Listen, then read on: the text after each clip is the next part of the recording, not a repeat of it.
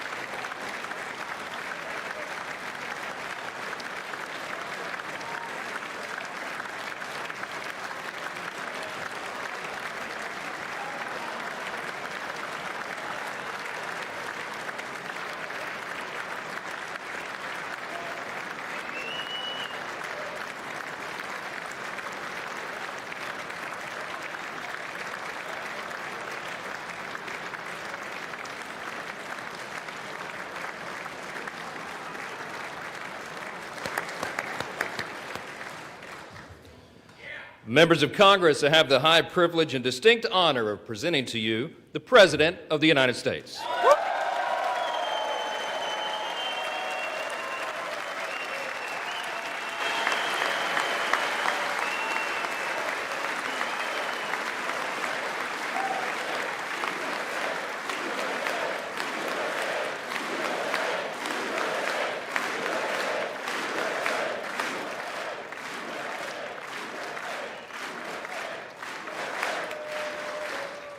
Well, thank you very much, everybody. It's really an honor. Speaker Johnson, Vice President Vance, First Lady of the United States,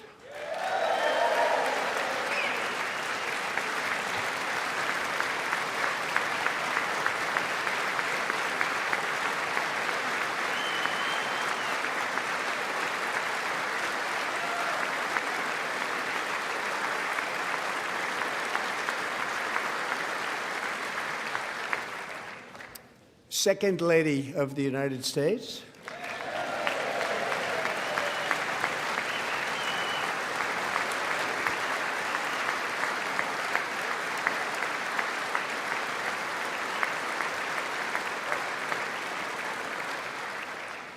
members of Congress, and my fellow Americans. Our nation is back, bigger, better, richer, and stronger than ever before.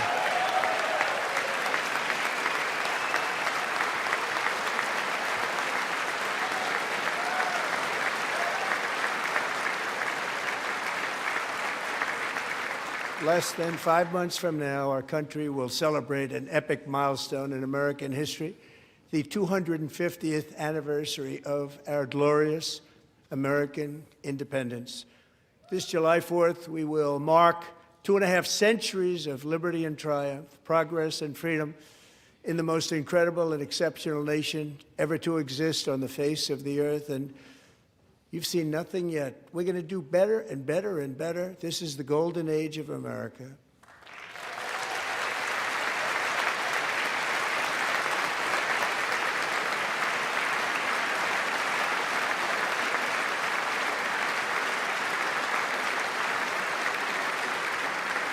When I last spoke in this chamber 12 months ago, I had just inherited a nation in crisis with a stagnant economy, inflation at record levels, a wide-open border, horrendous recruitment for military and police, rampant crime at home, and wars and chaos all over the world. But tonight, after just 1 year, I can say with dignity and pride that we have achieved a transformation like no one has ever seen before, and a turnaround for the ages. It is indeed a turnaround for the ages.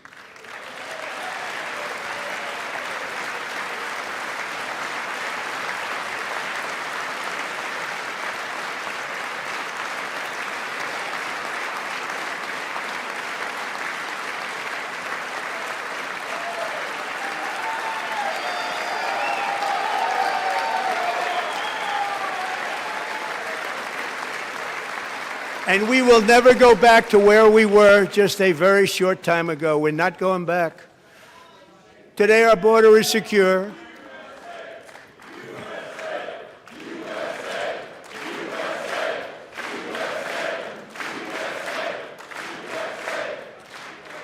Thank you. Today, our border is secure. Our spirit is restored. Inflation is plummeting. Incomes are rising fast. The roaring economy is roaring like never before, and our enemies are scared, our military and police are stacked, and America is respected again, perhaps like never before.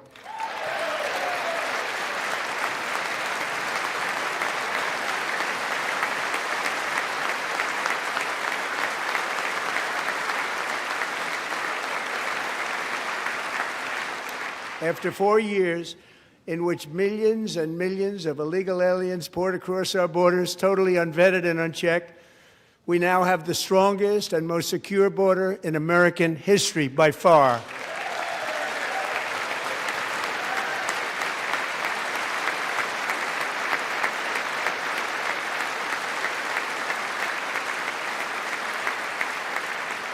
In the past 9 months, 0 illegal aliens have been admitted to the United States.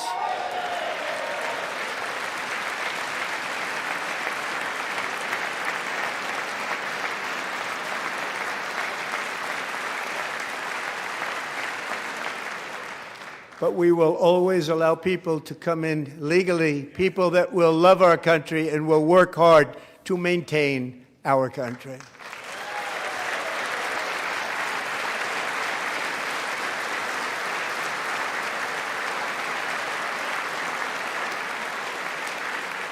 The flow of deadly fentanyl across our border is down by a record 56% in 1 year.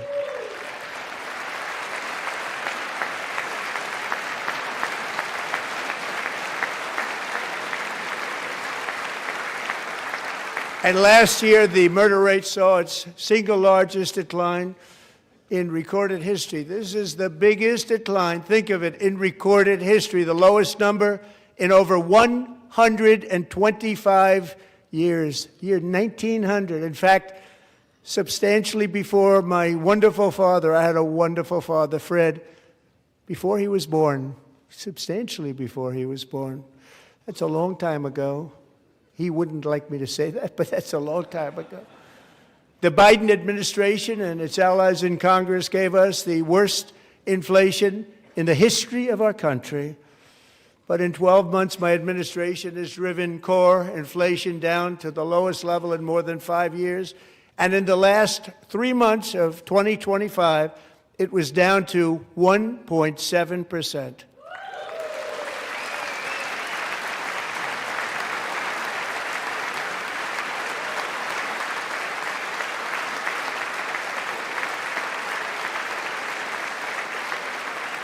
Gasoline, which reached a peak of over $6 a gallon in some states under my predecessor, it was quite honestly a disaster, is now below $2.30 a gallon in most states, and in some places, $1.99 a gallon. And when I visited the great state of Iowa just a few weeks ago, I even saw $1.85 a gallon for gasoline.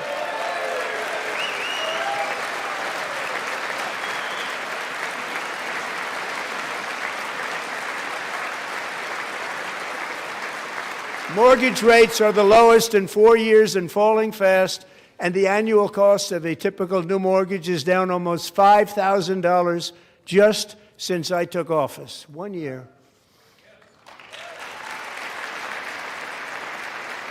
And low interest rates will solve the Biden-created housing problem while at the same time protecting the values of those people who already own a house that really feel rich for the first time in their lives. We want to protect those values. We want to keep those values up. We're going to do both. And we are going to keep it that way. The stock market has set 53 all-time record highs since the election. Think of that, 1 year. Boosting pensions, 401ks, and retirement accounts for the millions and millions of Americans. They're all gaining. Everybody's up, way up. In 4 long years, the last administration got less than $1 trillion in new investment in the United States. And when I say less, substantially less. In 12 months, I secured commitments for more than $18 trillion pouring in from all over the globe.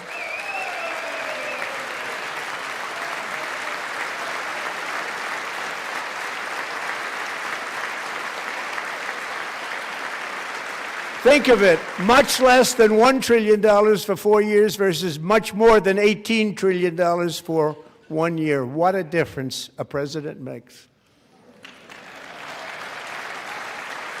A short time ago, we were a dead country. Now we are the hottest country anywhere in the world, the hottest.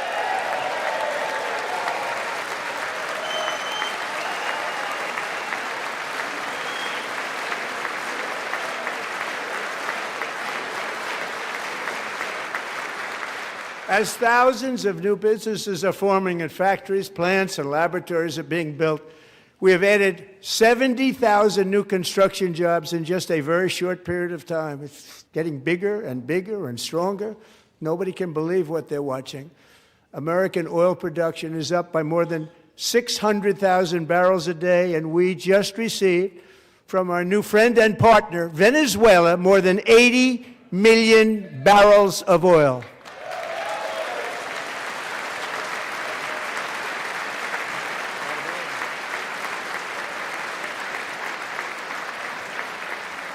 American natural gas production is at an all-time high because I kept my promise to drill, baby, drill.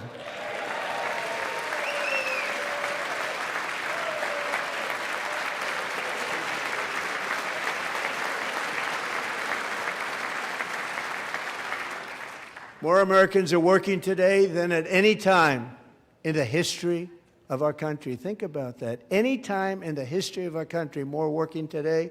And 100% of all jobs created under my administration have been in the private sector.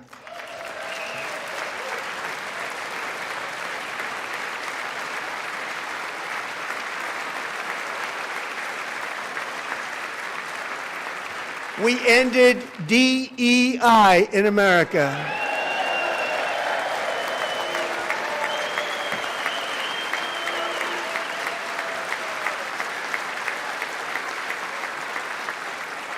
We cut a record number of job-killing regulations, and in 1 year we have lifted 2.4 million Americans, a record, off of food stamps.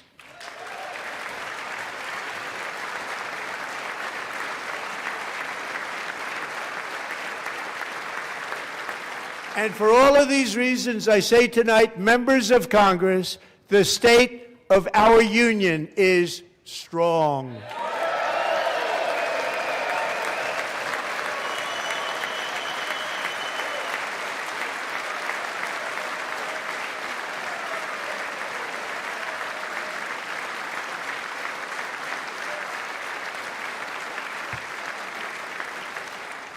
Our country is winning again. In fact, we're winning so much that we really don't know what to do about it. People are asking me, please, please, please, Mr. President, we're winning too much. We can't take it anymore. We're not used to winning in our country. Until you came along, we're just always losing, but now we're winning too much. And I say, no, no, no, you're going to win again. You're going to win big. You're going to win bigger than ever. And to prove that point, here with us tonight is a group of winners who just made the entire nation proud. The men's gold medal Olympic hockey team. Come on in.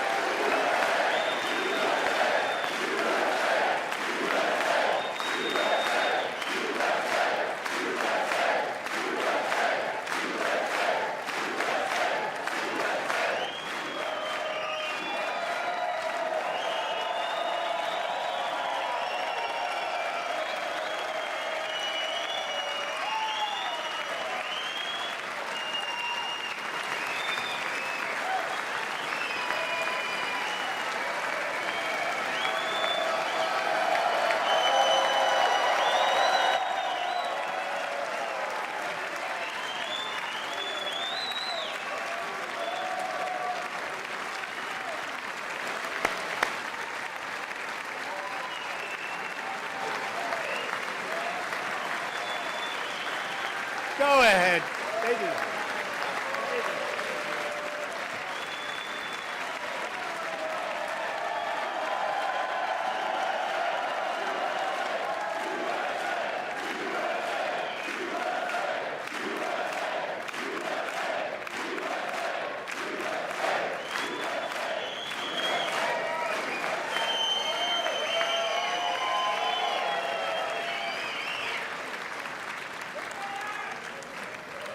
That's the first time I've ever seen them get up. And actually, not all of them did get up. But they beat a fantastic Canadian team in overtime, as everybody saw, as did the American women who will soon be coming to the White House.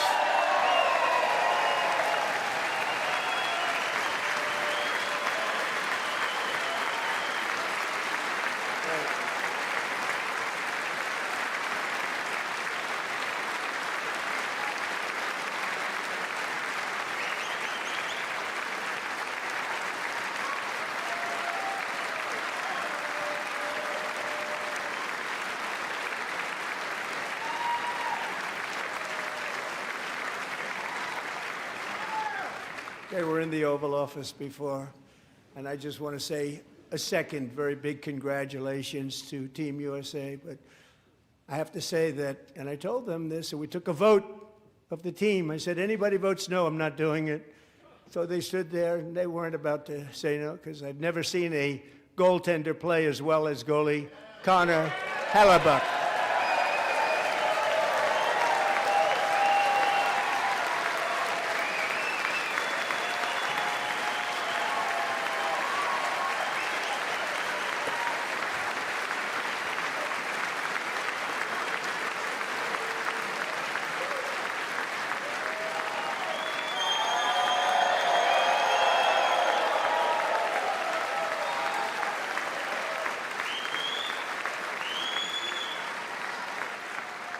Think of it, 46 shots on goal, and I asked him, the one shot, the one where you put your stick in the back and it hit the neck of your stick and bounced off, do you practice that, or was that a little lucky? He refused to answer that question. But I just want to tell you that the members of this great hockey squad will be very happy to hear, based on their vote and my vote, and in this case my vote was more important, that I will soon be presenting Connor with our highest civilian honor, which we will be given and which has been given to many athletes over the years. But when I say many, not too many, like 12, it's called the highest civilian honor in our country, the Presidential Medal of Freedom.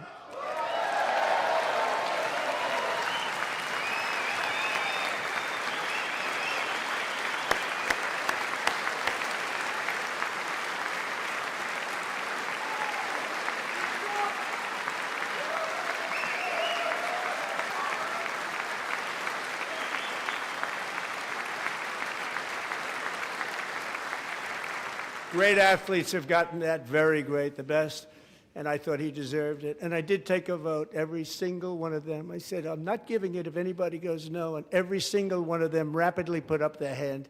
So I want to thank you all. What a special job you did. What special champions you are. Thank you very much.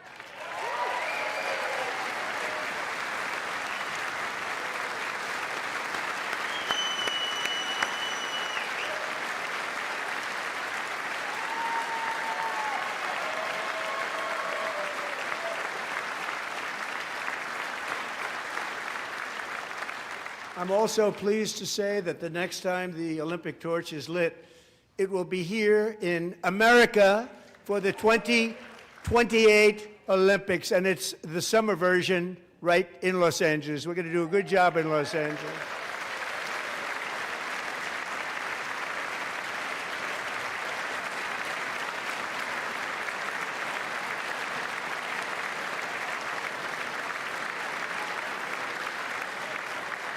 And Los Angeles is going to be safe, just like Washington, D.C. is now one of the safest cities in the country.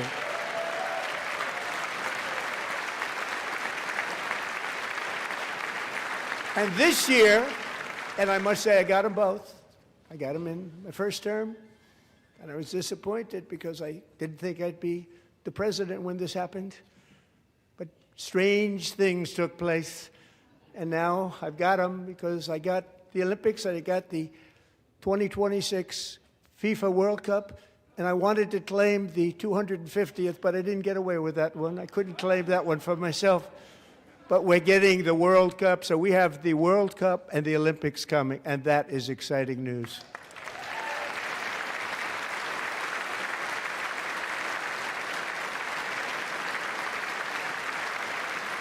So this will be a year to celebrate our country and the heroes who have kept it free.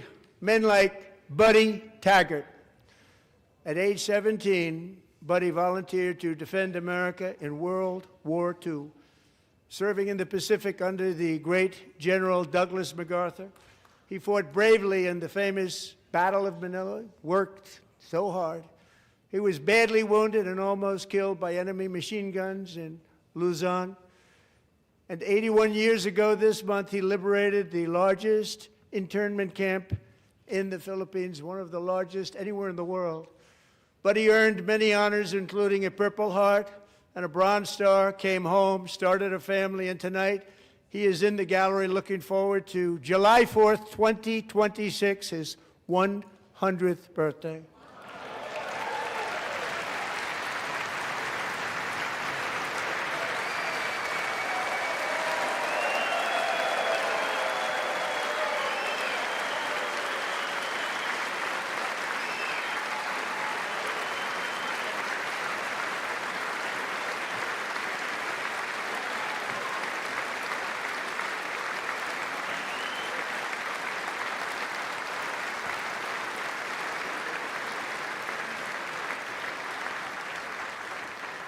So, buddy, you're a brave man, and we salute you. Even in times of challenge, setback, and immense heartache, the spirit of 1776 has always shone through very brightly. It was July 4th of last year when floodwaters tore through a girls' summer camp in Central Texas, one of the worst things I've ever seen. I was there, rising 26 feet in the matter of minutes, tragically claiming many, many lives. You all remember that one. As the waters threatened to sweep her away, 11-year-old Millie Kate McClelland closed her eyes and prayed to God. She thought she was going to die. Those prayers were answered when Coast Guard rescue swimmer Scott Ruskin descended from a helicopter above. Nobody knew where he came from. It was Scott's first ever rescue mission, a young guy, but very brave, very, very top, always top in his class. And he lifted not just Millie Kate, but 164 others to safety.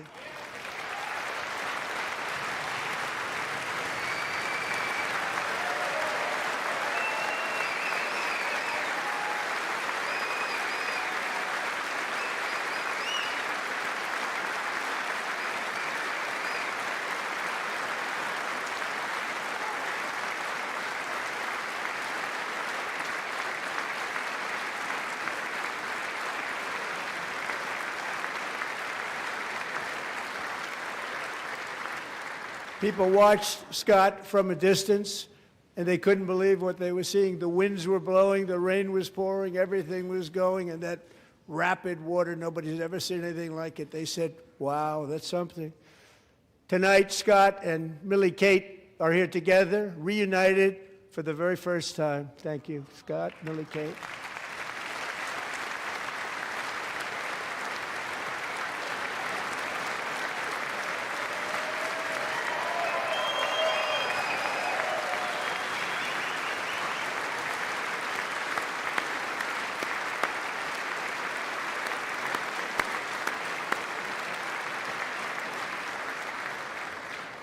And Petty Officer Ruskin, I'm pleased to inform you that I am now awarding you the Legion of Merit for extraordinary heroism, which is what it was, extraordinary heroism. Thank you.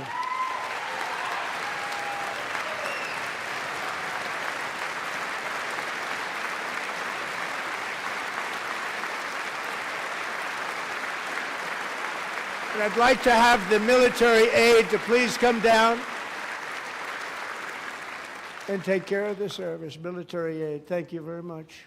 Take care of that very important service. Thank you very much. From 1776 to today, every generation of Americans has stepped forward to defend life, liberty, and the pursuit of happiness. And they're really doing it for the next generation. But now it's our turn. Together we're building a nation where every child has the chance to reach higher and go further, where government answers to the people, not the powerful, and where the interests of hardworking American citizens are always our first and ultimate concern. That is the debt we owe to the heroes who came before us, and that is the promise we must keep to America for our 250th year. Last year, I urged this Congress to begin the mission by passing the largest tax cuts in American history, and our Republican majorities delivered so beautifully. Thank you, Republicans.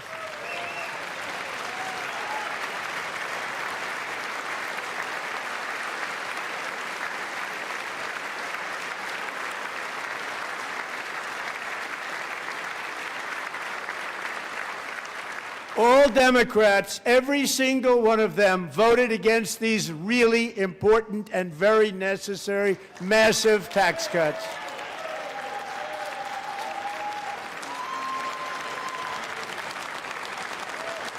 They wanted large-scale tax increases to hurt the people instead. But we held strong, and with the great, big, beautiful bill, we gave you no tax on tips, no tax on overtime, and no tax on Social Security for our great seniors.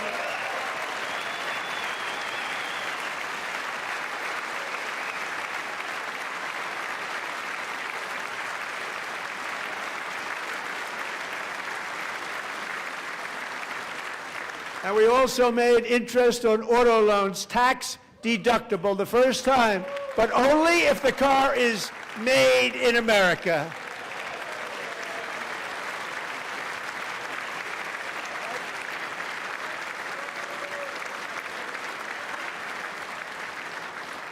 Recently in Pennsylvania, I met Megan Hemhauser, a devoted mom who's homeschools her children, beautiful, 2 children, during the day while waiting tables at night as her husband works overtime operating very heavy equipment. Megan is here this evening, and she's happy to tell you that she is so much richer because with no tax on tips, no tax on overtime, and our expanded child tax credit done again by Republicans, Megan and her husband will take home more than $5,000 extra just for the year, cutting her tax bill in more than half.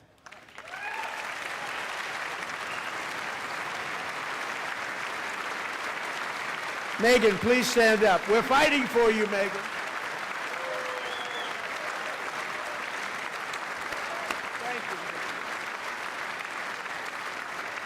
Thank you, Megan. We're fighting for you, Megan. Under our bill, parents like Megan can also activate their children's brand new Trump accounts. And I didn't name it. I did not name that.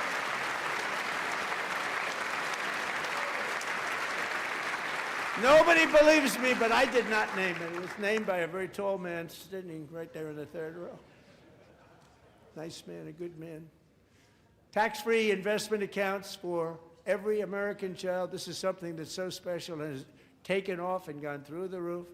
Millions will be pre-funded courtesy of the U.S. Treasury and private individuals like Michael and Susan Dell, who have donated $6.25 billion to fund the Trump accounts for 25 million American children.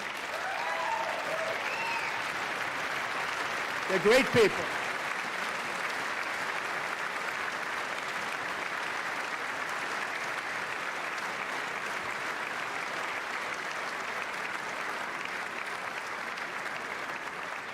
When I asked Michael Dell, how do you make all that money? He said, well, I just sat on my dorm in school, and I made computers, and I'd sell them to people, and I just kept selling and selling and selling, and pretty amazing story. That's called the American dream. He sold a lot of computers, a lot of those laptops, so I congratulate him on that, but I really thank him and Susan, as well as others like Brad Gerstner, a very tremendous guy. He was behind it right from the beginning. Brad Gerstner. Thank you, Brad.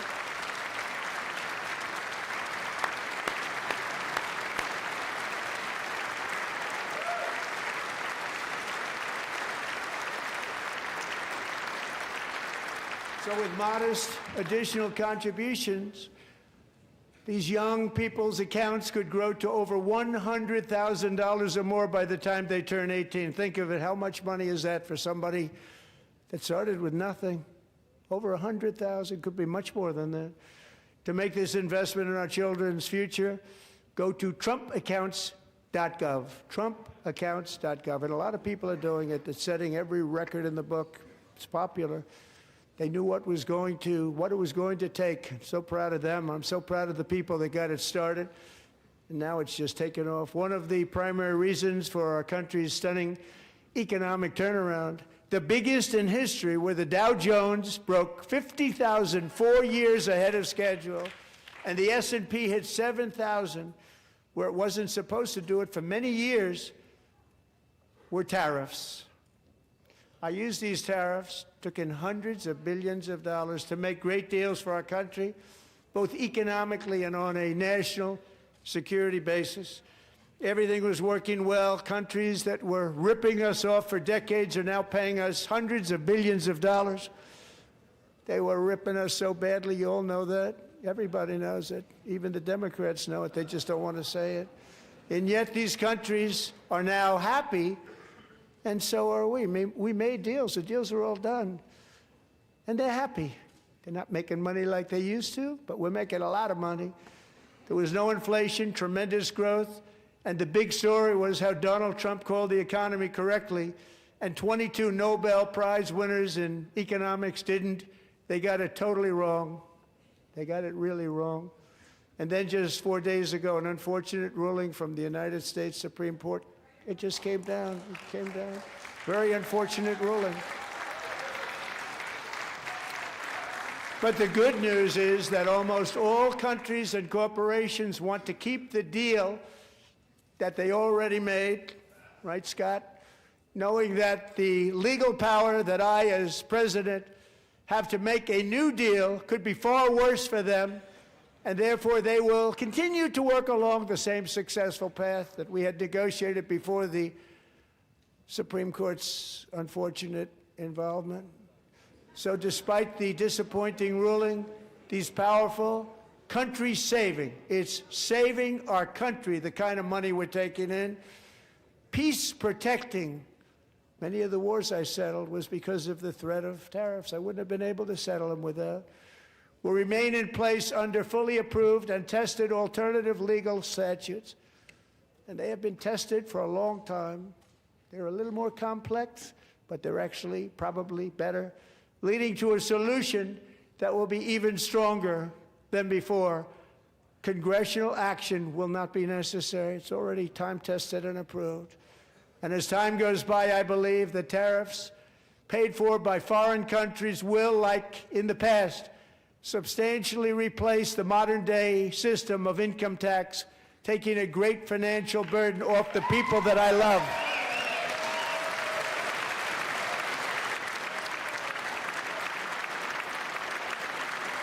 Right?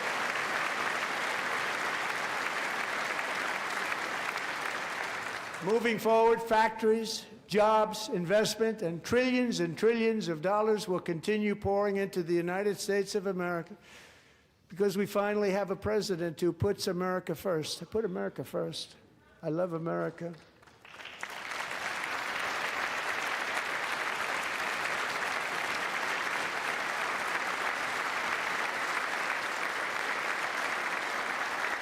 For decades before I came along, we had the exact opposite.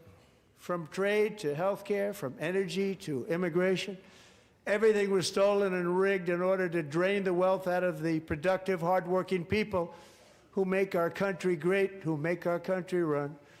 Under Biden and his corrupt partners in Congress and beyond, it reached a breaking point with the Green New scam, open borders for everyone. They poured in by the millions and millions from prisons, from mental institutions. They were murderers, 11,888 murders. They came into our country. You allowed that to happen. And record-setting inflation that cost the typical family $34,000 in just a speck of time. Now the same people in this chamber who voted for those disasters suddenly used the word affordability, a word. They just used it. Somebody gave it to them, knowing full well that they caused and created the increased prices that all of our citizens had to endure. You caused that problem. You caused that problem.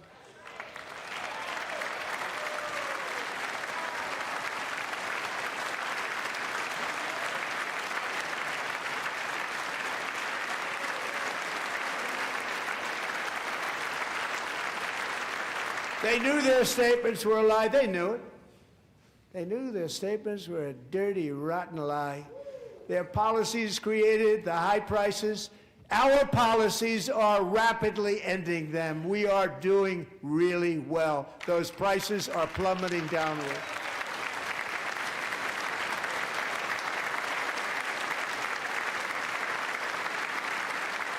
The price of eggs is down 60%. Madam Secretary, thank you. The cost of chicken, butter, fruit, hotels, automobiles, rent is lower today than when I took office by a lot. And even beef, which was very high, is starting to come down significantly. Just hold on a little while. We're getting it down. And soon you will see numbers that few people would think were possible to achieve just a short time ago. Nobody can believe when they see the kind of numbers, and especially energy, when they see energy going down to numbers like that, they cannot believe it. It's like another big tax cut. I'm also confronting one of the biggest ripoffs of our times, the crushing cost of health care caused by you. Since the passage of the Unaffordable Care Act, sometimes referred to as Obamacare, big insurance companies have gotten rich. It was meant for the insurance companies, not for the people. With our government giving them hundreds and hundreds of billions of dollars a year as their stock prices soared 1,000, 1,200, 1,400, and even 1,700%, like nothing else. That's why I introduced the great health care plan. I want to stop all payments to big insurance companies and instead give that money directly to the people so they can buy their own health care, which will be better health care at a much lower cost.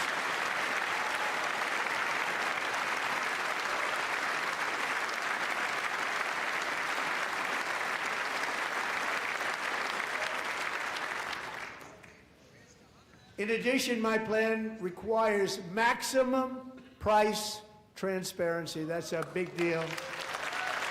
Sounds so simple, so big. And I did that in my first term, and the Democrats immediately terminated it with full knowledge that they were doing a very bad thing for the people. Costs were going to go way up, and that's what happened, and now I'm bringing them way down on health care and everything else. I'm also ending the wildly inflated cost of prescription drugs like has never happened before.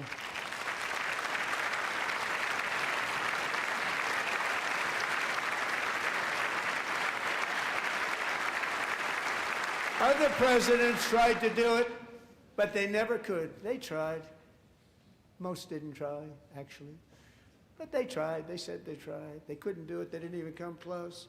They were all talk and no action, but I got it done. Under my just enacted most favored nation agreements, Americans who have for decades paid by far the highest prices of any nation anywhere in the world for prescription drugs will now pay the lowest price anywhere in the world for drugs. Anywhere. The lowest price.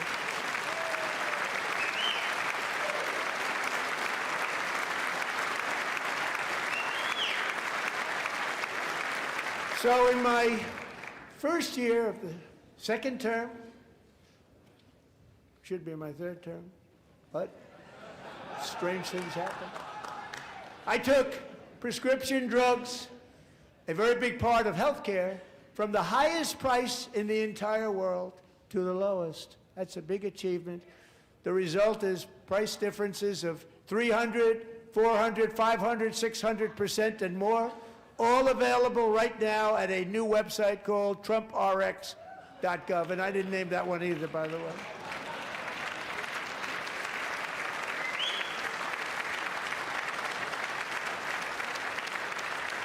And here tonight is the very first customer ever to get that big discount, and it is big, Catherine Rayner. For 5 years, she and her husband have struggled with infertility, and they turned to IVF. One drug has been costing Catherine $4,000 to purchase, but a few weeks ago, she logged onto the TrumpRx website and got that same drug that cost $4,000, got it for under $500. A reduction of much more, actually, than $3,500. Catherine, we are all praying for you, and you're going to be a great mom.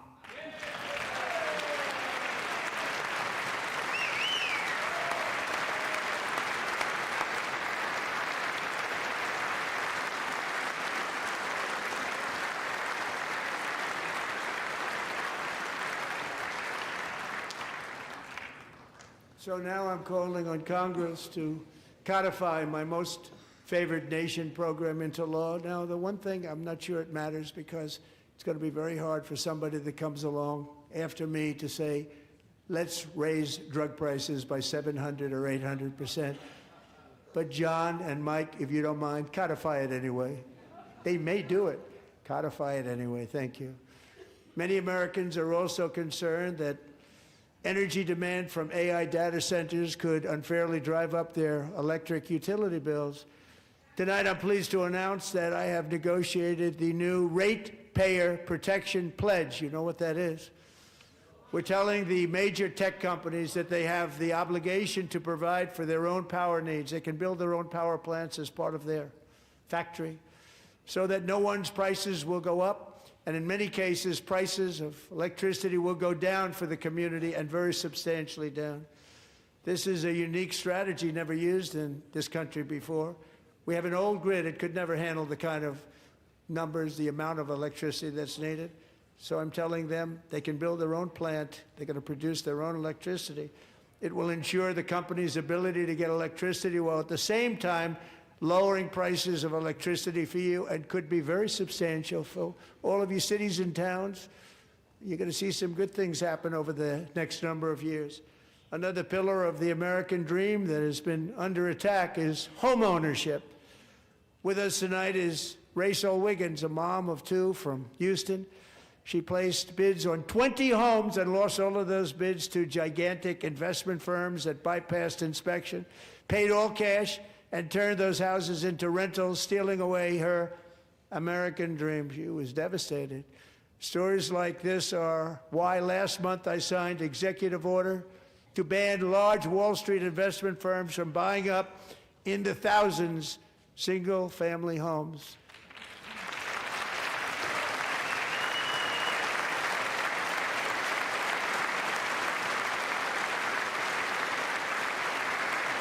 And now I'm asking Congress to make that ban permanent, because homes for people, really, that's what we want. We want homes for people, not for corporations. Corporations are doing just fine. Racel, thank you very much. Good luck with your home. You'll get one soon.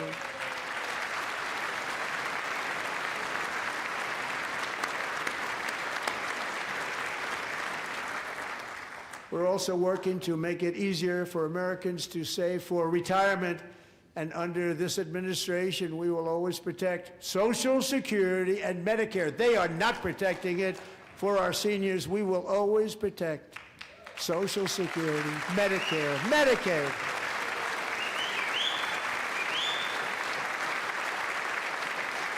Since I took office, the typical 401k balance is up by at least $30,000. That's a lot of money. We have millions and millions of people, because the stock market has done so well, setting all those records. Your 401ks are way up. Yet half of all of working Americans still do not have access to a retirement plan with matching contributions from an employer. To remedy this gross disparity, I'm announcing that next year my administration will give these often forgotten American workers, great people, the people that built our country, access to the same type of retirement plan offered to every federal worker. We will match your contribution with up to $1,000 each year. As we ensure that all Americans can profit from a rising stock market, let's also ensure that members of Congress cannot corruptly profit from using insider information.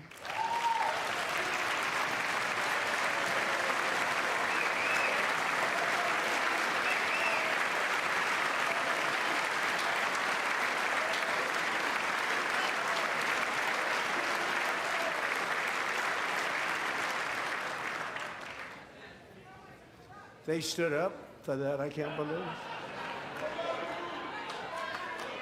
I can't believe it. Did Nancy Pelosi stand up if she was here? Doubt it. Pass the Stop Insider Trading Act without delay.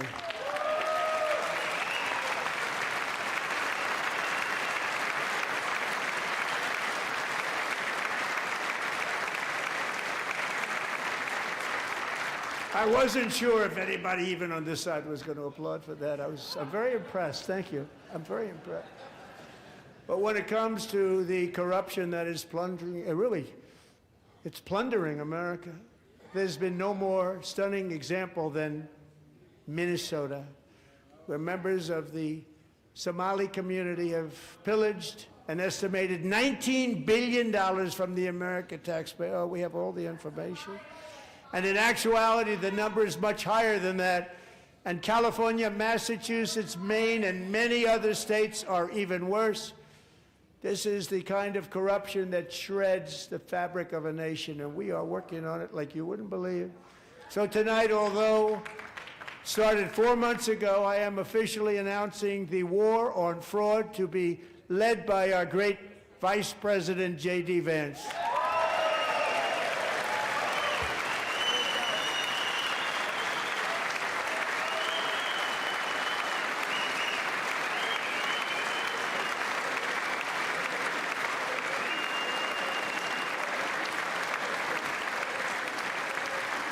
We'll get it done. And if we're able to find enough of that fraud, we will actually have a balanced budget overnight. It'll go very quickly. That's the kind of money you're talking about. We'll balance our budget. The Somali pirates who ransacked Minnesota remind us that there are large parts of the world where bribery, corruption, and lawlessness are the norm, not the exception. Importing these cultures through unrestricted immigration and open borders brings those problems right here to the USA. And it is the American people who pay the price in higher medical bills, car insurance rates, rent, taxes, and perhaps most importantly, crime. We will take care of this problem. We're going to take care of this problem. We are not playing games. Delilah.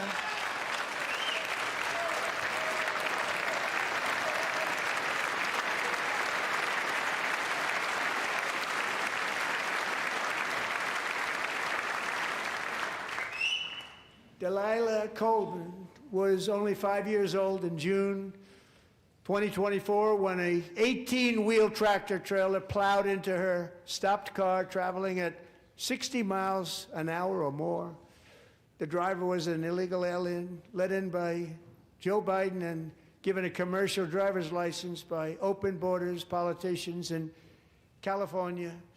Doctors said Delilah would never be able to walk or talk, have a good life.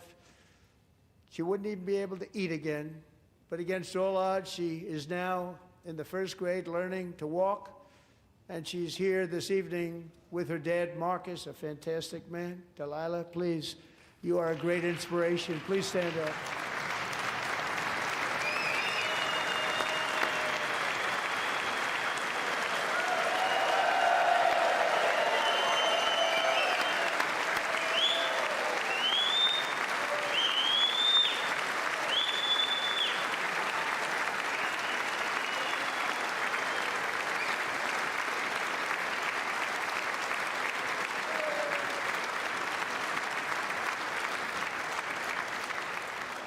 Thank you, Delilah. Many, if not most, illegal aliens do not speak English and cannot read even the most basic road signs as to direction, speed, danger, or location. That's why tonight I'm calling on Congress to pass what we will call the Delilah Law, barring any state from granting commercial driver's licenses to illegal aliens.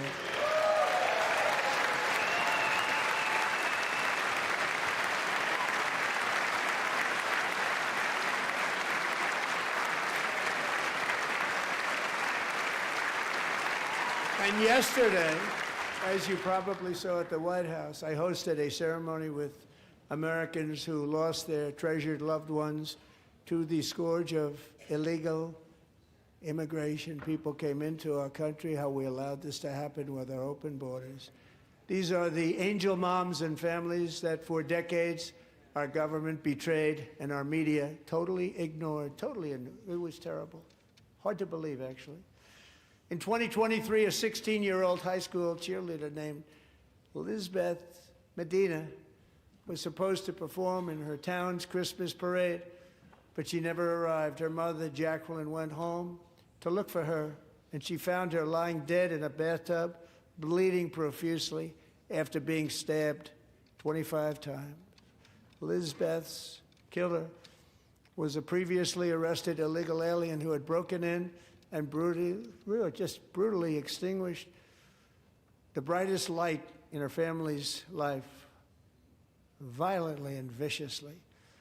Her heartbroken mother is in the gallery to remind everyone in this chamber exactly why we are deporting illegal alien criminals to our country at record numbers, and we're getting them the hell out of here fast. We don't want them.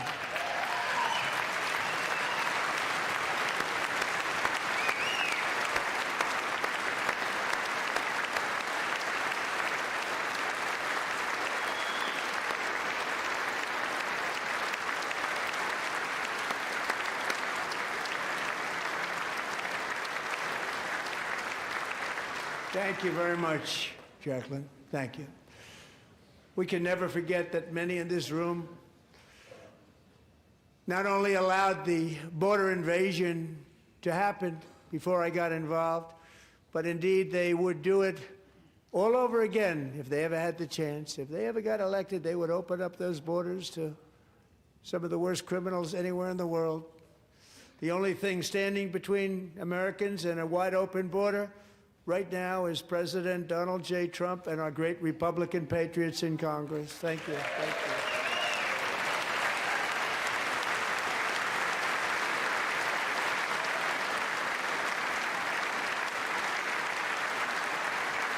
As we speak, Democrats in this chamber have cut off all funding for the Department of Homeland Security. It's all cut off. It's all cut off. They have instituted another Democrat shutdown, the first one costing us 2 points on GDP. 2 points we lost on GDP, which probably made them quite happy, actually. Now they have closed the agency responsible for protecting Americans from terrorists and murderers. Tonight I'm demanding the full and immediate restoration of all funding for the border security, homeland security of the United States, and also for helping people clean up their snow. We have no money because of the Democrats, and it would be nice, we'd love to give you a hand at cleaning it up, but you gave no money. Nobody's getting paid. It's a shame. So you have to think about it. We have, in case you didn't know, a pretty large snowstorm out there. One of the great things about the State of the Union is how it gives Americans the chance to see clearly what their representatives really believe. So tonight I'm inviting every legislator to join with my administration in reaffirming a fundamental principle. If you agree with this statement, then stand up and show your support. The first duty of the American government is to protect American citizens, not illegal aliens.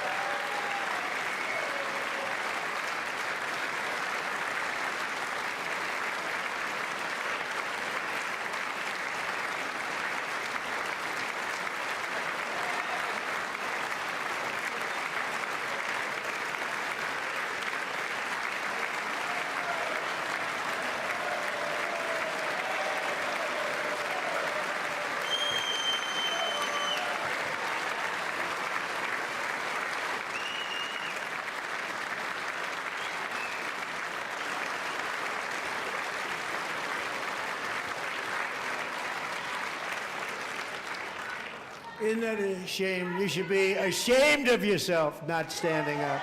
You should be ashamed of yourself.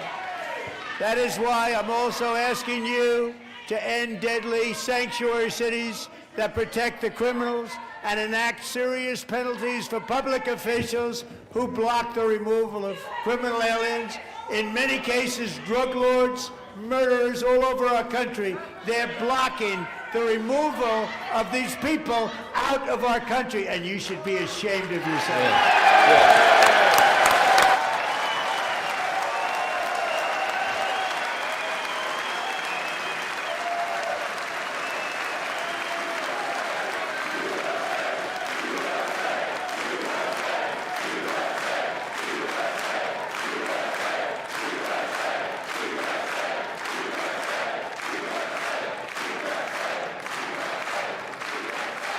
And perhaps most importantly, I'm asking you to approve the Save America Act.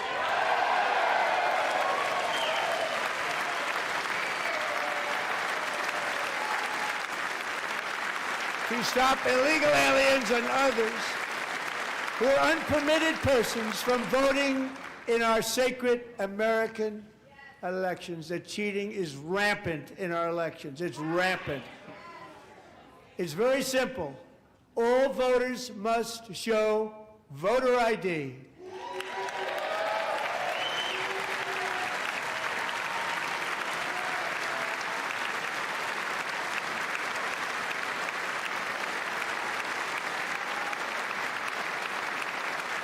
All voters must show proof of citizenship in order to vote.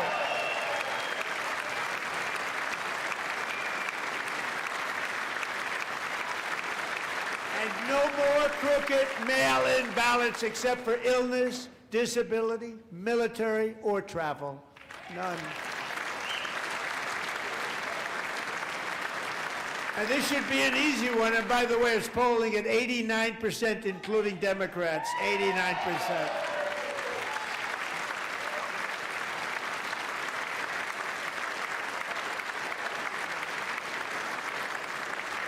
And even the new communist mayor of New York City, I think he's a nice guy, actually. Speak to him a lot. Bad policy, but nice guy. Just said they want people to shovel snow. They got hit hard. Wants them to shovel snow, but if you apply for that job, you need to show 2 original forms of ID and a Social Security card. Yet they don't want identification for the greatest privilege of them all, voting in America. No, it's no good. No good. Both Republicans and Democrats overwhelmingly agree on the policy that we just enunciated. And Congress should unite and enact this common sense, country-saving legislation right now, and it should be before anything else happens.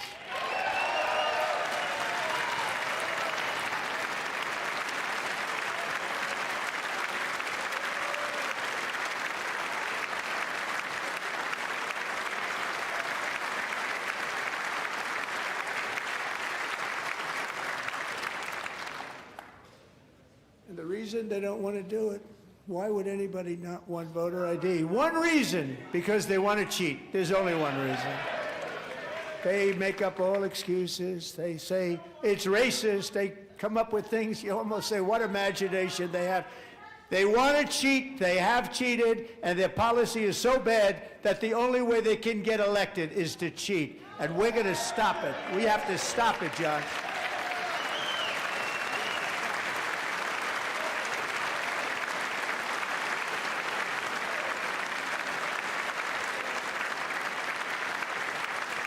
And here is one more opportunity to show common sense in government.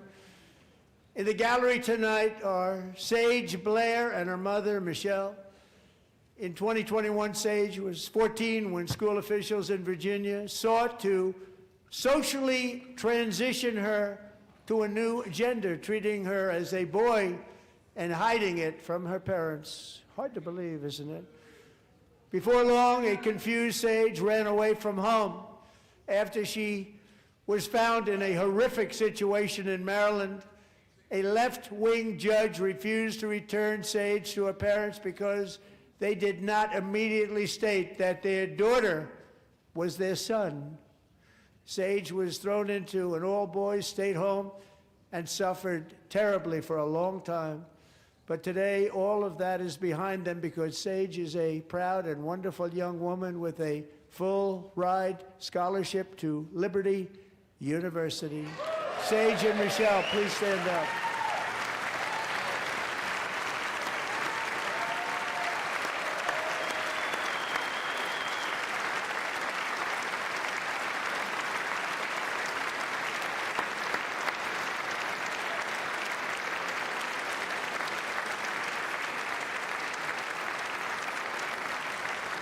And thank you for your great bravery. And who can believe that we're even speaking about things like this? 15 years ago, if somebody was up here and said that, they'd say, what's wrong with him? But now we have to say it because it's going on all over numerous states without even telling the parents. But surely we can all agree no state can be allowed to rip children from their parents' arms and transition them to a new gender against the parents' will. Who would believe that we're even talking about this? We must ban it, and we must ban it immediately.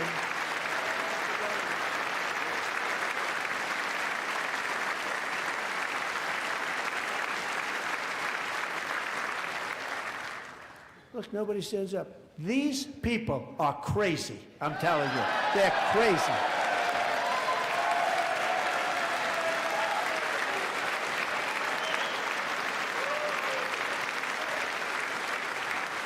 Amazing. Gentlemen.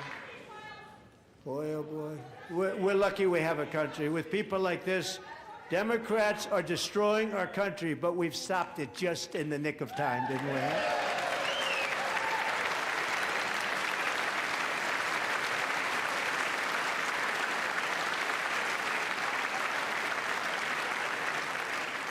No one cares more about protecting America's youth than our wonderful First Lady, now a movie star. She's a movie star. Can you believe it? Who would have believed that?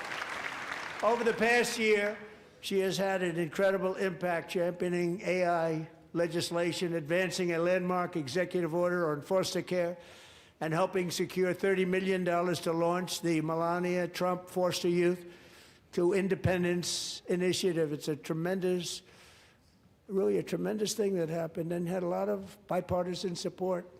She gets much better bipartisan support than I do. I get none. She gets a lot. Someday you're going to have to tell me how you did that.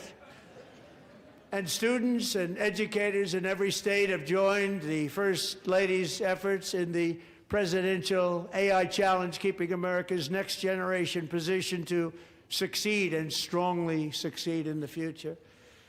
Tonight, we welcome two young people whose lives reflect the First Lady's impact, Sierra Burns and Everest Nevermont. Thank you both, and Melania, thank you. I know how hard you worked on it. Thank you very much.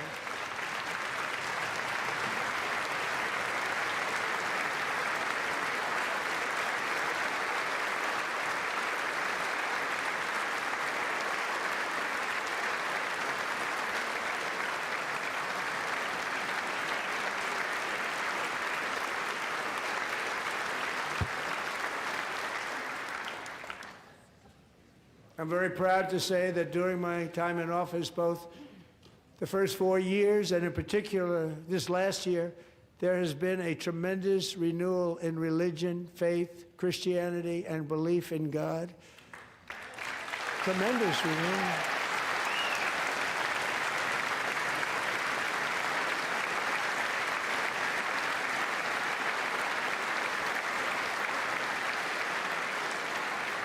This is especially true among young people, and a big part of that had to do with my great friend, Charlie Kirk, a great guy, great man.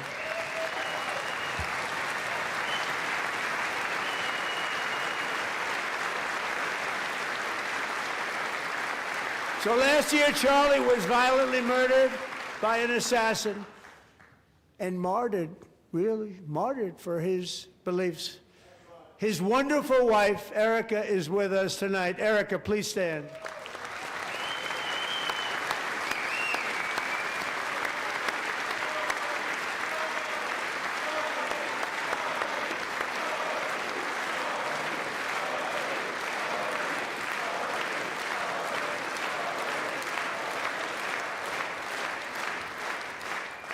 Thank you, Erica. Been through a lot. In Charlie's memory, we must all come together to reaffirm that America is one nation under God, and we must totally reject political violence of any kind.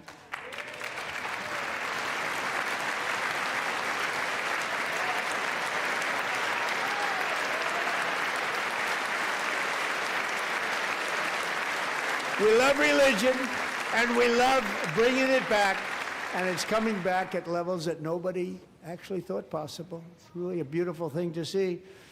Above all, unleashing America's promise requires keeping our communities safe. We have made incredible strides, yet dangerous repeat offenders continue to be released by pro-crime Democrat politicians again and again. We are honored to be joined tonight by a woman who's been through hell, Anya Zarutska. In 2022, she and her beautiful daughter, so beautiful, what a beautiful young woman, Irina, fled war-torn Ukraine to live with relatives near Charlotte, North Carolina. And by the way, what's going on with Charlotte? Last summer, 23-year-old Irina was riding home on the train when a deranged monster who had been arrested over a dozen times and was released through no cash bail, stood up and viciously slashed a knife through her neck and body. No one will ever forget, there were people on that train. No one will ever forget the expression of terror on Irina's face as she looked up at her attacker in the last seconds of her life. She died instantly. She had escaped a brutal war only to be slain by a hardened criminal, set free to kill in America, came in through open borders. Mrs. Zarutska, tonight I promise you we will ensure justice for your magnificent daughter, Irina.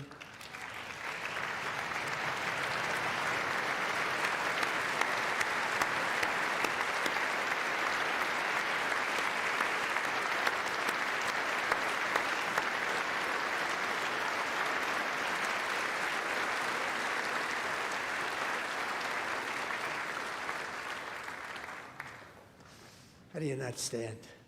How do you not stand? I'm asking this Congress to pass tough legislation to ensure that violent and dangerous repeat offenders are put behind bars, and importantly, that they stay there.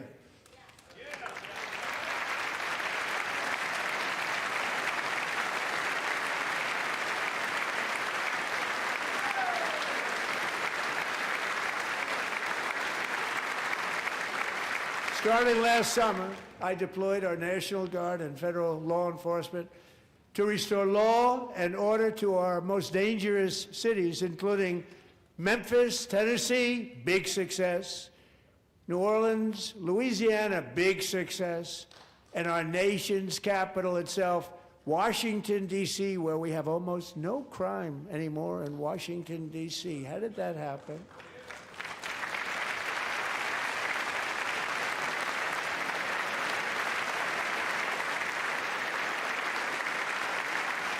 In fact, crime in Washington is now at the lowest level ever recorded, and murders in D.C. this January were down close to 100% from a year ago.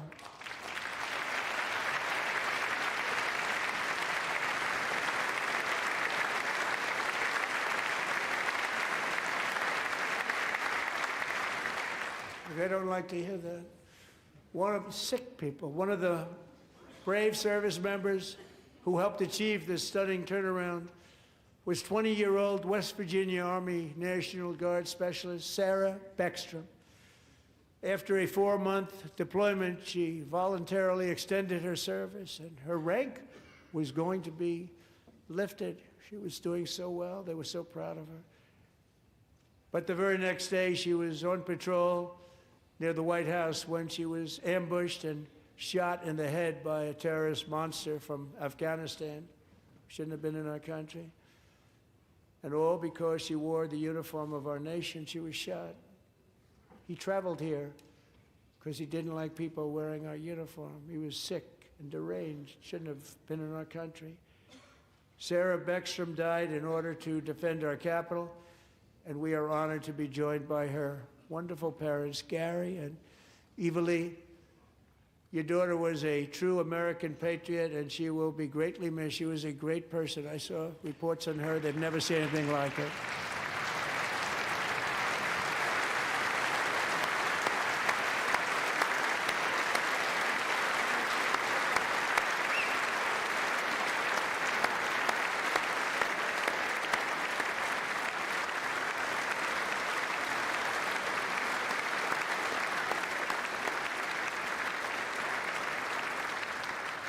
So sorry. Thank you very much. She's a great young lady. I saw reports that were like, perfect. She was perfect. Serving alongside Sarah that day was Staff Sergeant Andrew Wolf. The terrorist shot Andrew in the head, and no one thought he could possibly make it. The two of them, Sarah and Andrew, both shot violently in the head. Neither was expected to make it. They weren't even given a chance, except his wonderful mother, named Melody, who I spoke to the same night, and she was so positive. The doctors thought that Andrew was gone, but his mother said, no, no, Mr. President, Andrew will be fine. He's going to make it. I've never seen anything like it. I mean, he was given almost no chance. She said, I have no doubt, sir, he's going to be okay. This was a conversation that I had with her that night, with her son laying helplessly in bed, blood all over. Everybody is praying, she said, sir, he will be okay. The doctors didn't understand what she was saying, and after looking at the results of the damage done, neither did I. She was so strong and conclusive that even Andrew's great father felt she didn't really understand the gravity of the situation. But she turned out to be right. Right, Melanie? She turned out to be right.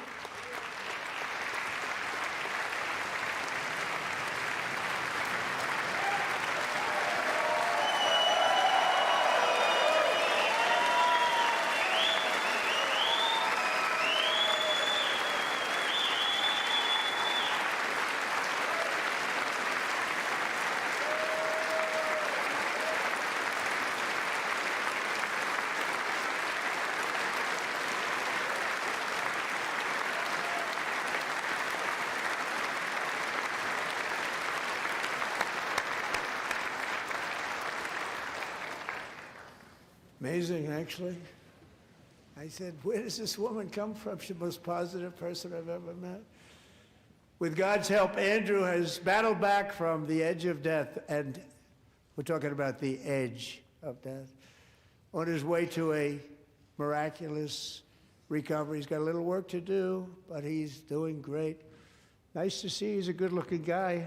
Nice to see you. Thanks, Andrew. Thank you very much.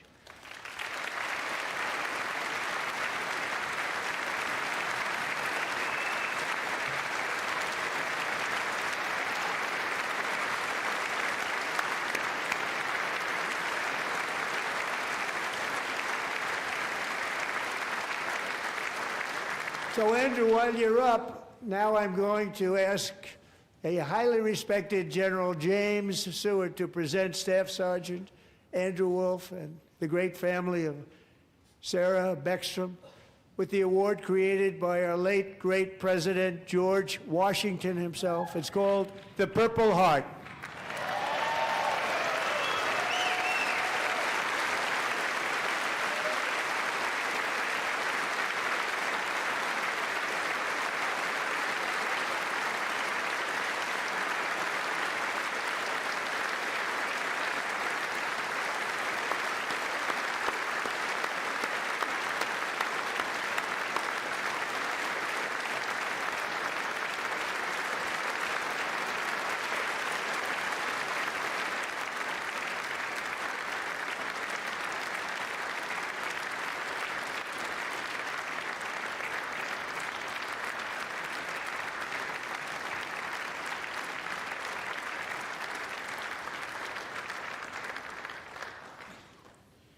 We love you all. Love you. We're proudly restoring safety for Americans at home, and we are also restoring security for Americans abroad. Our country has never been stronger. My first 10 months, I ended 8 wars, including Cambodia. Isn't it funny? Sick people. Cambodia and Thailand, Pakistan and India. Would have been a nuclear war. 35 million people said the Prime Minister of Pakistan would have died if it were not for my involvement. Kosovo and Serbia, Israel and Iran, Egypt and Ethiopia, Armenia and Azerbaijan, the Congo and Rwanda, and of course the war in Gaza, which proceeds at a very low level. It's just about there. And I want to thank Steve Witkoff and Jared Kushner for your help. Thank you, Steve. Thank you, Jared.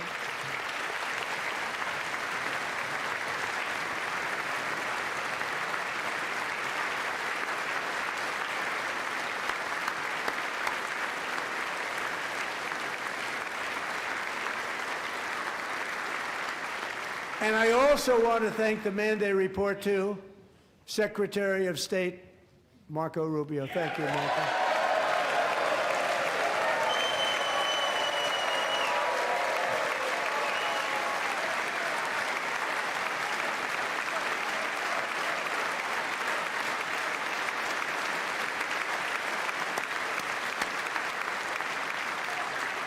People don't like you. You know, Marco got 100% of the votes when he was in confirmation. I think our next one was about 54%. And some of the Democrats are now saying, I can't believe we approved that guy. And he said it's an honor that they feel that way, right, Marco? You have done a great job, great Secretary of State. I think he'll go down as the best ever.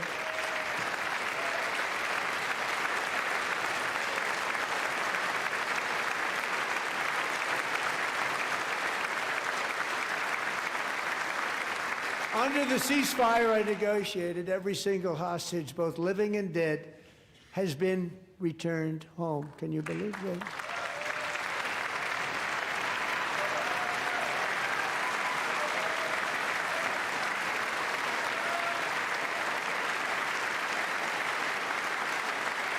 Nobody thought it was possible. Nobody thought that was possible. Both living and dead. And those parents who had a dead son, their boy, they'd always tell me their boy, they wanted him as much as though he were living.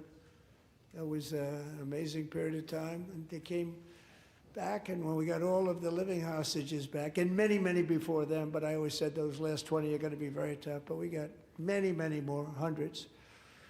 But I said those last 20 are going to be tough. We got them back. But we only got back 14 or 15 of the dead of the 28. And believe it or not, Hamas worked along with Israel, and they dug, and they dug, and they dug. It's a tough thing to do, going through bodies all over, passing up 100 bodies sometimes for each one that they found. Tough job. And they finally got it back to 27. And then Steve and Jared, they got it back to 28. They found all 28. Nobody thought that was possible, but we did it. And I remember the family of the 28th. They were so grieved, but they were so happy as it's possible to be. They had their boy back. The mother said, "Sir, we have our boy back." What a period of time that was, but we got them all back. So thank you both very much. Great job.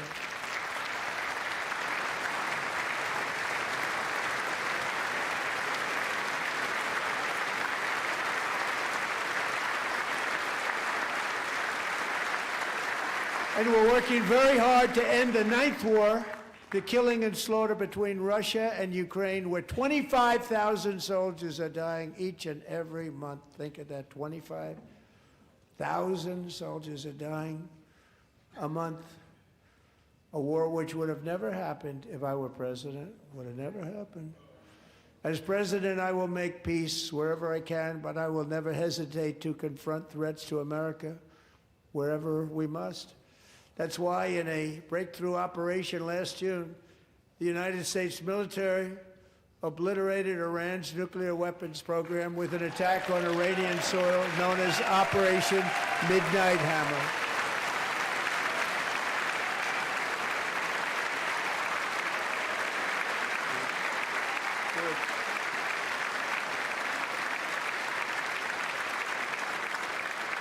For decades, it had been the policy of the United States never to allow Iran to obtain a nuclear weapon. Many decades. Since they seized control of that proud nation 47 years ago, the regime and its murderous proxies have spread nothing but terrorism and death and hate. They've killed and maimed thousands of American service members and hundreds of thousands and even millions of people with what's called roadside bombs. They were the kings of the roadside bomb. And we took out Soleimani. I did that during my first term. Had a huge impact.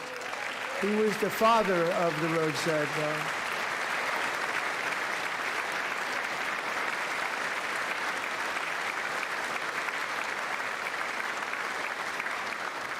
And just over the last couple of months with the protests, they've killed at least, it looks like, 32,000 protesters. 32,000 protesters in their own country. They shot them and hung them. We stopped them from hanging a lot of them with the threat of serious violence. But this is some terrible people. They've already developed missiles that can threaten Europe and our bases overseas, and they're working to build missiles that will soon reach the United States of America. After Midnight Hammer, they were warned to make no future attempts to rebuild their weapons program, and in particular, nuclear weapons. Yet they continue, starting it all over. We wiped it out, and they want to start all over again, and are at this moment again pursuing their sinister ambitions. We are in negotiations with them. They want to make a deal, but we haven't heard those secret words. We will never have a nuclear weapon. My preference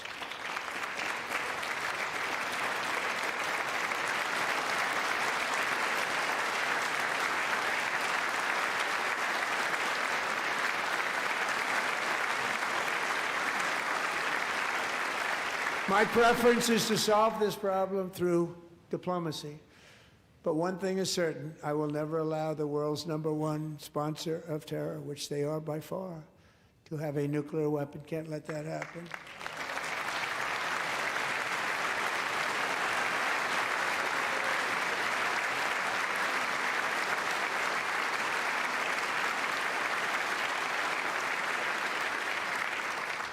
And no nation should ever doubt America's resolve. We have the most powerful military on earth. I rebuilt the military in my first term. We're going to continue to do so. Also, we just approved a $1 trillion budget. We have no choice. We have to be strong, because hopefully we will seldom have to use this great power that we built together. It's really called peace through strength, and it's been very, very effective.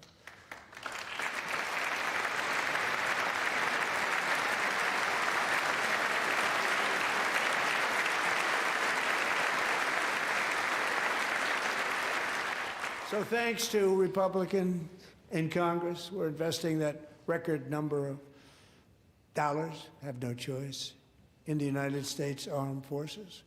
Also creating a lot of jobs, but we're not even doing it for that reason.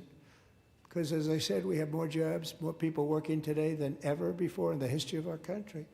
And NATO countries are friends and allies. They are. They're our friends and they're our allies. Have just agreed, at my very strong request, to pay 5% of GDP for military defense rather than the 2%, which they weren't paying. We were paying for almost all of NATO. Now they're paying 5 as opposed to not paying 4.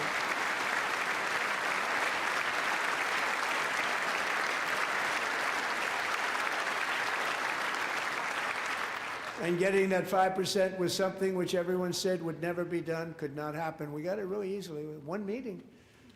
And big difference between 2% that's not paid. We were paying the freight of many of them. Very few were paid up. Now 5%, then they're paid.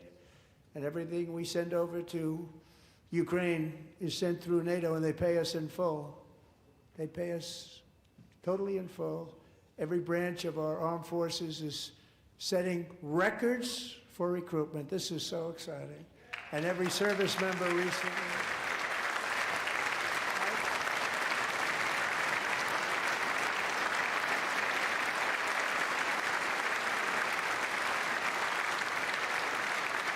And every service member recently received a warrior dividend of $1,776.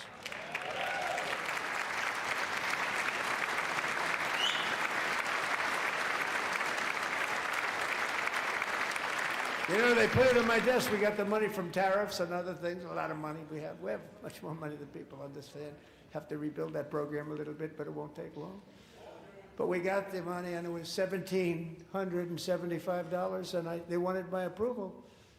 And I said, what's the number? $1,775. I said, wait a minute, for one more dollar, we can have $1,776. It's going to... I said, we're going to figure that. I never asked anybody if we could afford it. One more dollar, I said $1,776.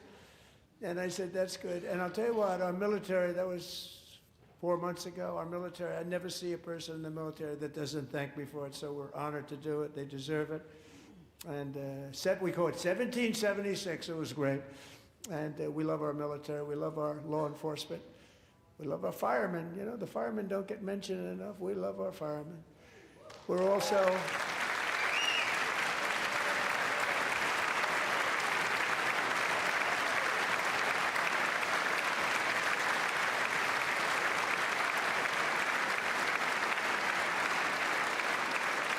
We're also restoring American security and dominance in the Western Hemisphere, acting to secure our national interests and defend our country from violence, drugs, terrorism, and foreign interference. For years, large swaths of territory in our region, including large parts of Mexico, really large parts of Mexico, have been controlled by murderous drug cartels.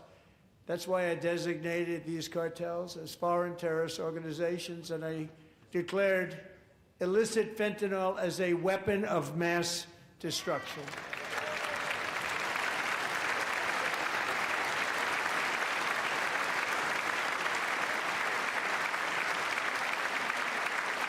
And with our new military campaign, we have stopped record amounts of drugs coming into our country and virtually stopped it completely coming in by water or sea. You probably noticed that.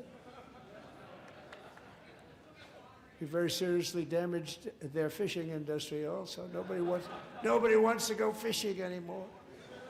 We've also taken down one of the most sinister cartel kingpins of all. You saw that yesterday. In January,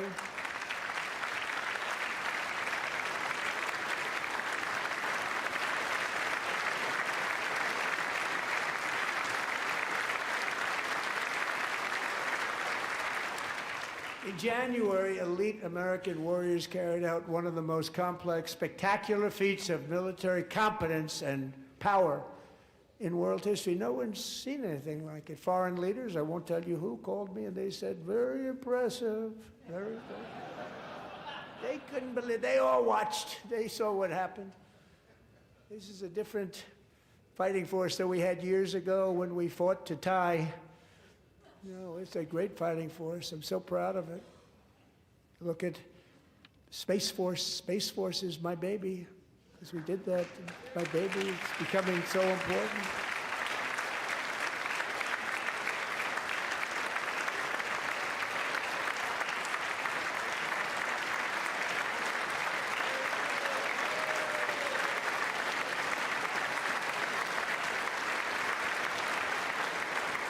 And America's armed forces overwhelmed all defenses and utterly defeated an enemy, good fighters, to end the reign of outlaw dictator Nicolas Maduro and bring him to face American justice.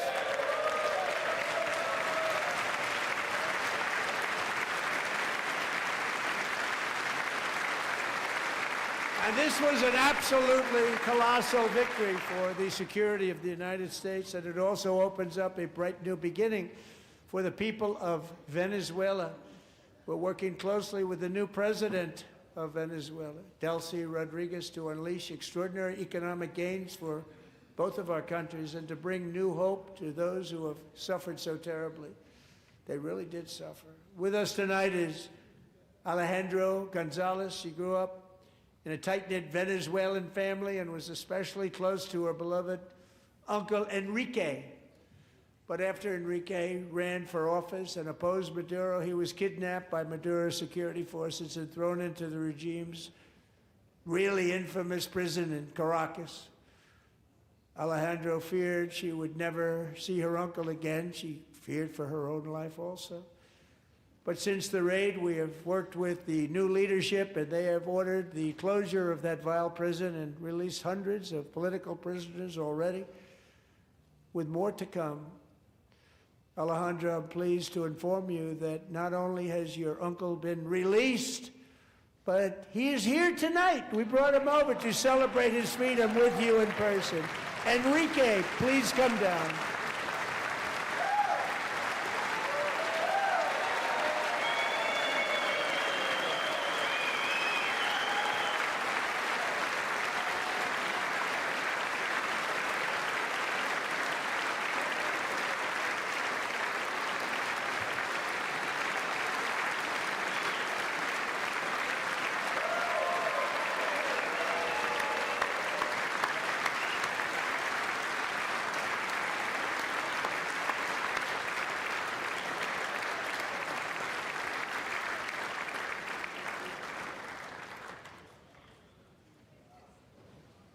Thank you, Enrique. Have a good time. Nice to have you back, Enrique. There were many heroes on that January raid to capture Maduro, really great heroes. It was very dangerous. They knew we were coming. They were all set. But the deeds of one warrior that night will live forever in the eternal chronicles of military valor. Chief Warrant Officer 5, Eric Slover, planned the mission and was the flight lead in the cockpit of the first helicopter, a big, beautiful, powerful helicopter. It was a massive Chinook carrying, as you can imagine, many, many American warfighters. Wearing the dog tags, his wife Amy had blessed with holy water before he left. She knew it was going to be a rough one.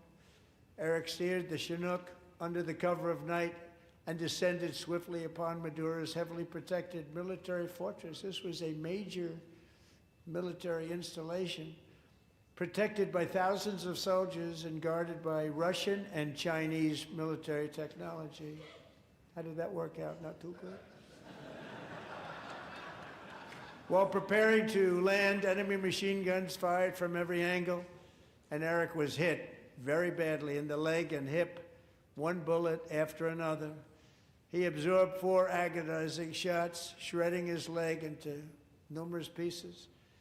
And yet, despite the fact that the use of his legs was vital to successful helicopter flight, legs are the most important part of flying a helicopter.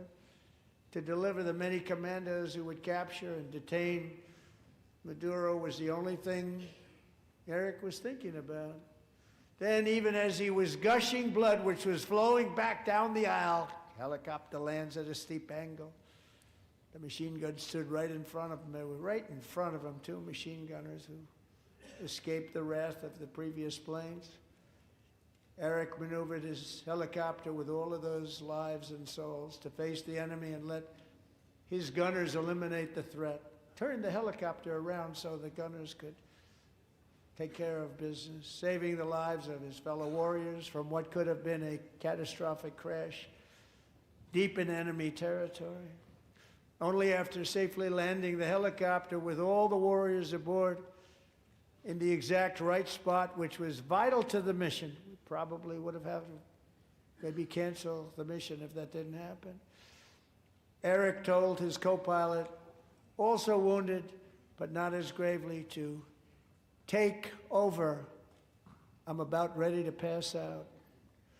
The success of the entire mission and the lives of his fellow warriors hinge on Eric's ability to take the searing pain. It was unbelievable what's happened to his legs of the bullets and keep on flying and landing and People knew what was happening. Everybody in the back of the helicopter knew because they saw the blood pouring down the aisle.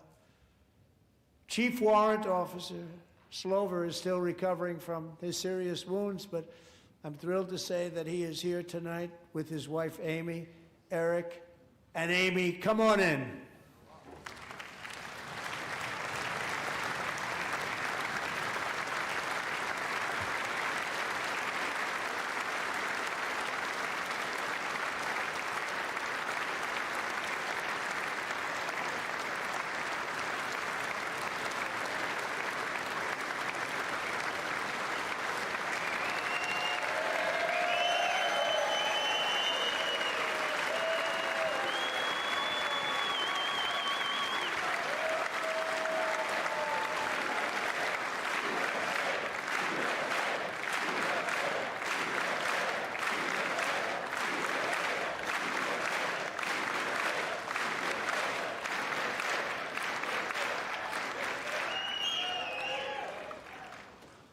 So we have a surprise for Eric and Amy.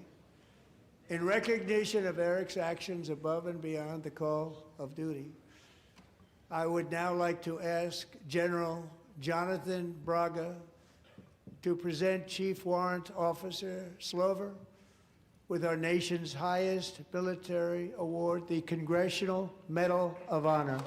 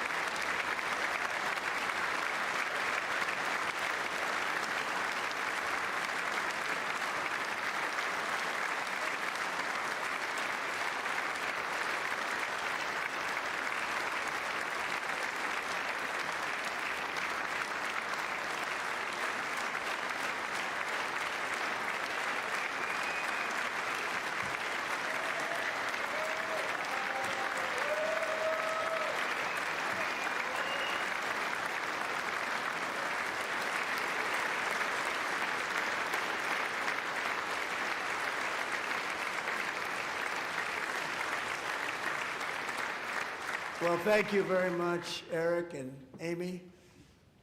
Great to get to know you. I met with them and with a lot of their fellow warriors at Fort Bragg recently.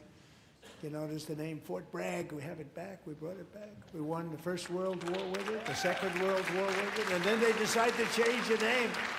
So we changed it back. Everybody wanted to change back too.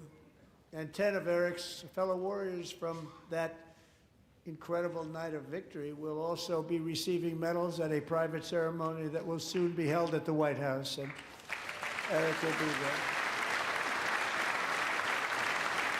Thank you.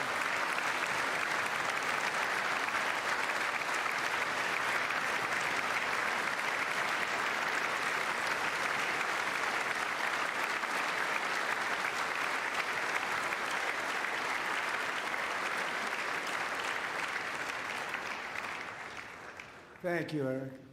That's a big one. Tonight we've celebrated many truly extraordinary American patriots, but there is one last living legend to honor before we go. He is one more heroic American aviator, Navy fighter pilot. Royce Williams served in World War II, Korea, Vietnam, flying more than 220 missions. In the skies over Korea in 1952, Royce was in the dogfight of a lifetime, legendary dogfight. Flying through blizzard conditions, his squadron was ambushed by 7 Soviet fighter planes. It was his first aerial combat of the war, and despite being massively outnumbered and outgunned, Royce led the takedown of 4 enemy jets and almost destroyed the others, vanquishing his adversaries while taking 263 bullets to his own plane and being seriously hurt. His story was secret for over 50 years. He didn't even want to tell his wife, but the legend grew and grew. But tonight, at 100 years old, this brave Navy captain is finally getting the recognition he deserves. He was a legend long before this evening. Royce, please stand up, and I will ask the First Lady of the United States to present Captain Royce Williams with his Congressional Medal of Honor.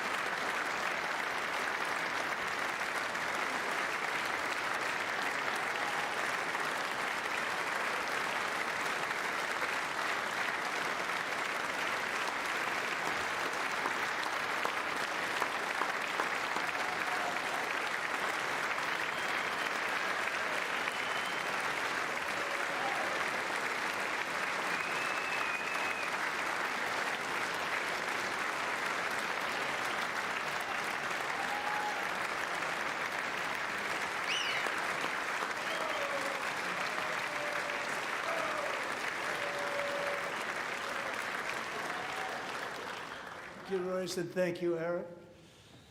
I've always wanted the Congressional Medal of Honor, but I was informed I'm not allowed to give it to myself, and I wouldn't know why I'd be taking it, but if they ever open up that law, I will be there with you someday. But you know, that's our highest honor, Congressional Medal of Honor, and that's a big thing, and it's an honor to be in the same room with you. Thank you both very much, Eric. Thank you.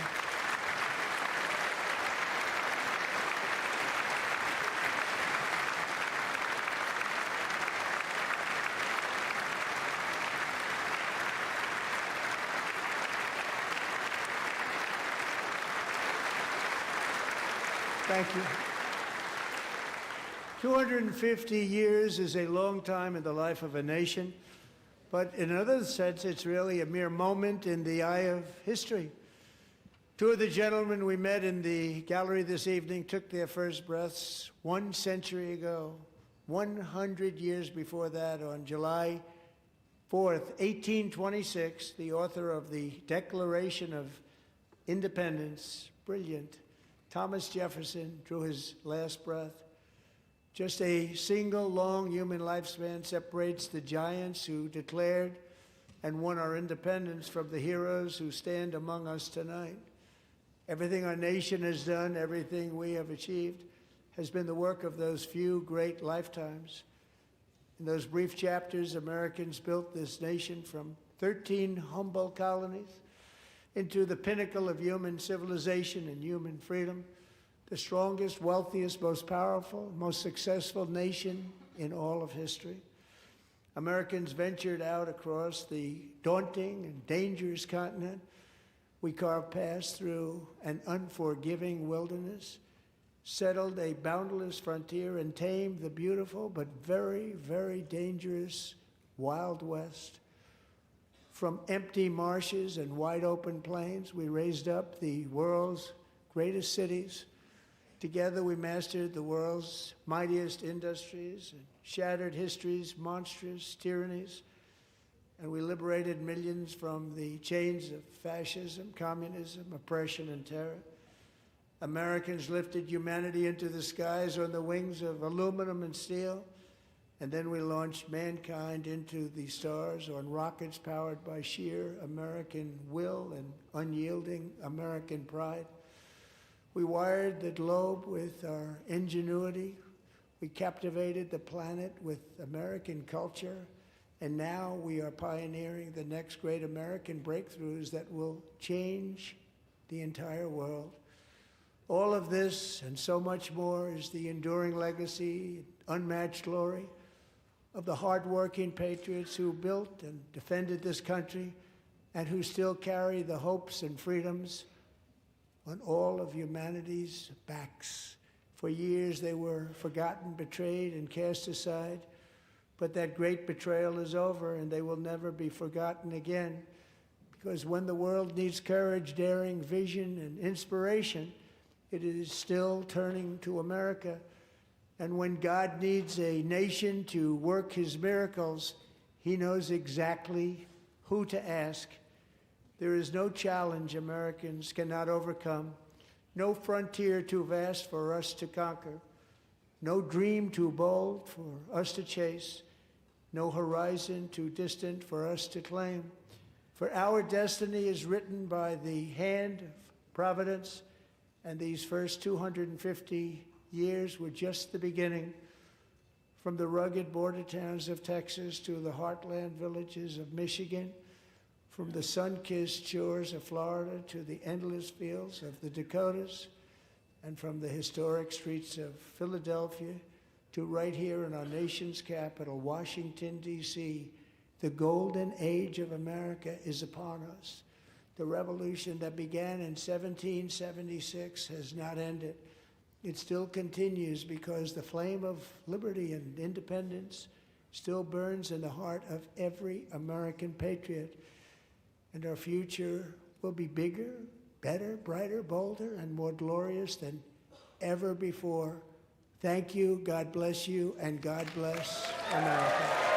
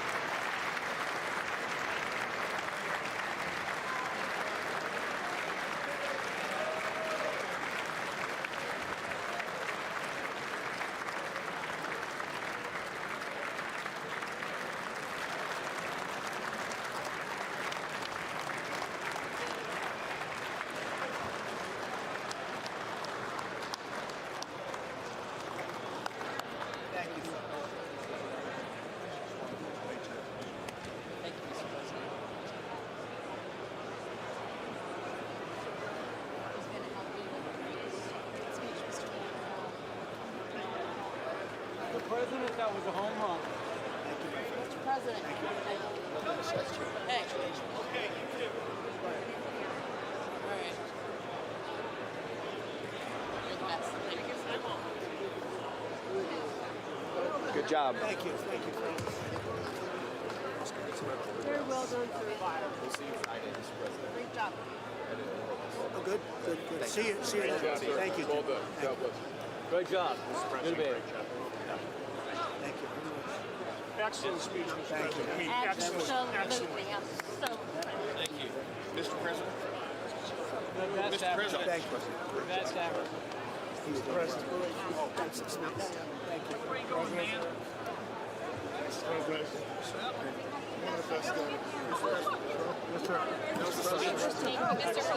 One of the best. We're so proud of yourself. Thank you for honoring those veterans. Luger. Thank you. Good. I think you should take the rest of the day off. I think we have to. We're going to have to.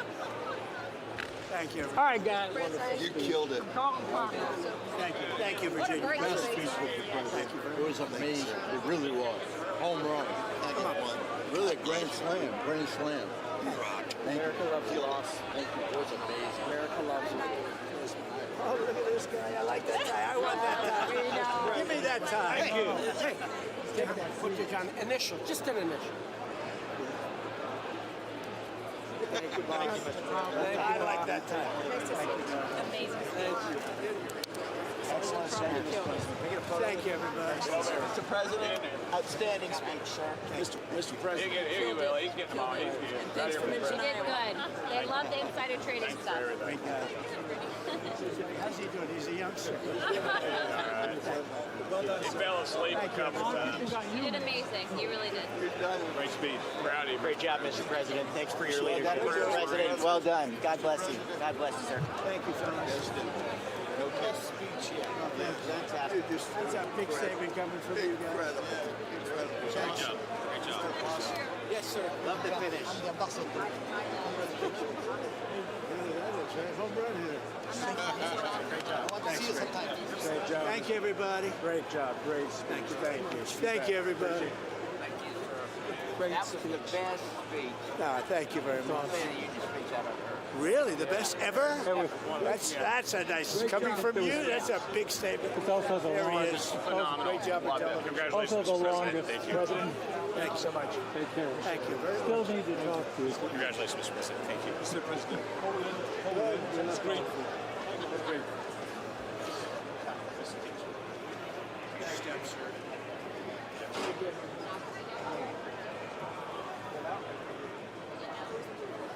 Yeah.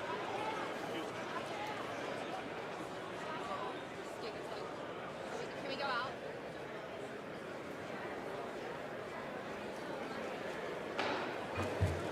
The chair declares the joint session of the two houses now dissolved.